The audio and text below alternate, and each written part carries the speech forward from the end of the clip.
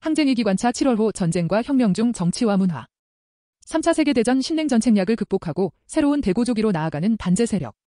신 워싱턴 컨센서스와 디리스킹. 3차 세계대전은 2022년 2월 러시아 특수군사작전 우크라이나전으로 시작됐고 2023년 10월 팔레스타인 하마스의 아라크 사홍수작전 팔레스타인전 서아시아전으로 심화됐다. 3차 세계대전을 전개하며 제국주의 진영은 반제 진영을 신침략자 위축 신악위축으로 모략하면서 냉전 양극체제를 잇는 신냉전 신양극체제를 형성해 전반적 위기를 모면하려고 한다. 이 같은 3차 세계대전 신냉전 책략하에 등장한 것이 신워싱턴 컨센서스 디리스킹이다. 신워싱턴 컨센서스는 2023년 4월 27일 미 워싱턴 DC 브루킹스 연구소에서의 제이크 설리번 백악관 국가안보보좌관의 연설을 통해 등장했다. 조 바이든 미 정부의 핵심 참모인 설리번은 미국의 새 경제 리더십 연설에서 우리는 차이나 쇼크의 영향을 충분히 예상하지 못했다고 변명했다.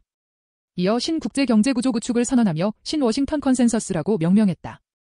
차이나 쇼크는 미국이 방치해서 발생한 것이 아니라 중국이 1999년 나토의 베오그라드 주재 중 대사관 폭격이라는 굴욕을 감내하며 2001년 WTO에 가입하고 즈비그뉴 브레진스키의 미중 G2 발언과 같이 중국을 미국의 대항마로 규정 경계한 것을 극복하며 1985년 9월 22일 일본 서독의 경제를 희생시키며 미 경제 패권을 유지하기 위해 감행한 플라자 합의의 재판인 제2의 플라자 합의를 거부하면서 1대1로를 구축 브릭스를 조직 발전시키는 것과 같은 경제에서의 미 일극 체제를 극복하기 위한 노력의 결과물이다.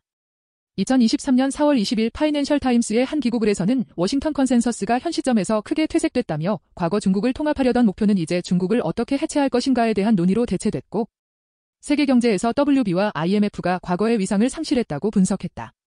그러면서 신 워싱턴 컨센서스는 그전과 세 가지 측면에서 크게 다르다고 봤다. 첫째, 미국이 과거 무소불위의 최강국이 아닌 중국의 경쟁국가가 된 현실에서 트럼프가 과격한 표현으로 중국에 의한 미국 무역의 피해를 역설했다면 바이든은 온화한 얼굴 뒤로 트럼프보다 더 가혹하게 대중국 경제정책을 펼치고 있다. 둘째, 신 워싱턴 컨센서스는 지정학적이다. 여러 경제적 도구가 포함되어 있으나 중국을 봉쇄하려는 국가안보 목적의 수단이다. 신 워싱턴 컨센서스는 한 국가 성장이 다른 국가 희생을 전제로 하는 제로섬 게임이다. 셋째, 신 워싱턴 컨센서스는 비관적이다. 미는 경제다자주의에 대한 믿음을 상실했다.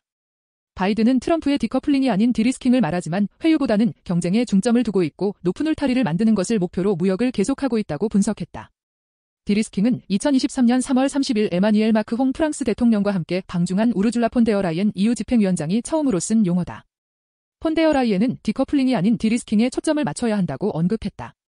설리번은 4월 27일 연설에서 우리는 디커플링이 아니라 디리스킹을 지지한다고 발언했고 프랑스, 독일 중심으로 디리스킹 정책 의제가 확산되며 디리스킹은 제국주의 진영의 주요 개념으로 자리 잡았다.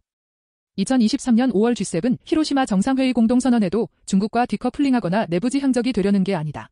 디리스킹과 다변화가 필요한 경제적 탄력성을 인식하는 것이라고 표현됐다. 히로시마 회의에서는 우크라이나전을 명분으로 한데러 적대 정책과 함께 인도태평양을 첫 개별 의제로 다루면서 반중 침략적 입장을 도출한 바 있다.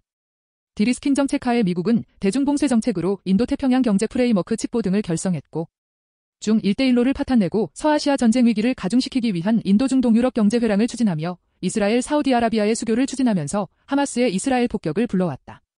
디리스킹은 경제와 군사를 확고히 결합시키고 대중국 봉쇄를 강화해 중국을 궁지로 몰면서 전쟁을 유도하기 위한 기만적인 반중 침략 정책이다.